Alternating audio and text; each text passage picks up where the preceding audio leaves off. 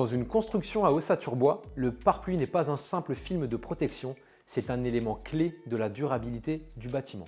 Son rôle, bloquer l'eau venant de l'extérieur tout en laissant s'évacuer la vapeur d'eau produite à l'intérieur.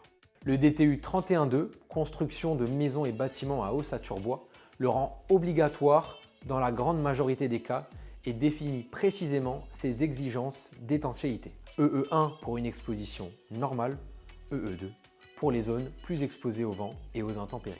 Ce choix doit être anticipé dès la conception, selon la localisation, la hauteur du bâtiment et son environnement.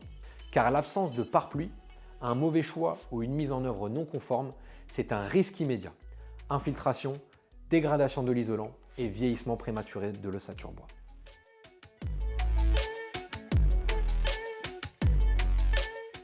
Le DTU 31.2 ainsi que ses confrères 31.4 et 41.2 traitent également du temps maximal d'exposition aux UV. En phase chantier, un écran exposé trop longtemps perd ses performances.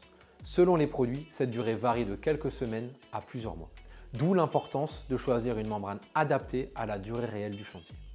En fonction du système constructif.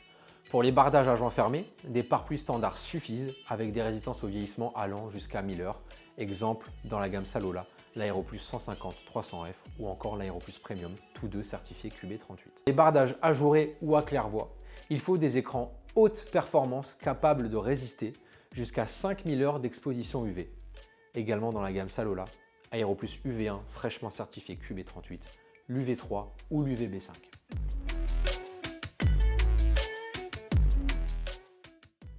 La performance dépend aussi et surtout de la mise en œuvre.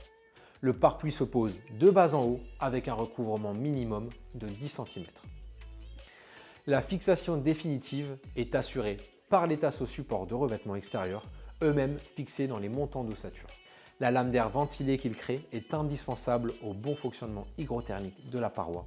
Elle permet l'évacuation de l'humidité et protège le bois dans la durée. Les points singuliers sont critiques. Raccord entrelacs, traversée de parois, jonction des panneaux. Chaque détail doit être traité avec des accessoires adaptés. Bande adhésive gamme Aerotape, certifié CTB. Manchon, pièces préformées, aérocorner ou aéropatch PDM. Même exigence autour des baies, découpe soignée, raccordement étanche, continuité parfaite de la membrane.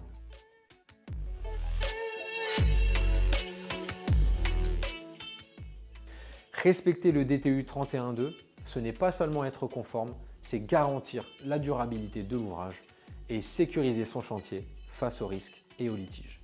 À très bientôt pour de nouvelles actualités Salola.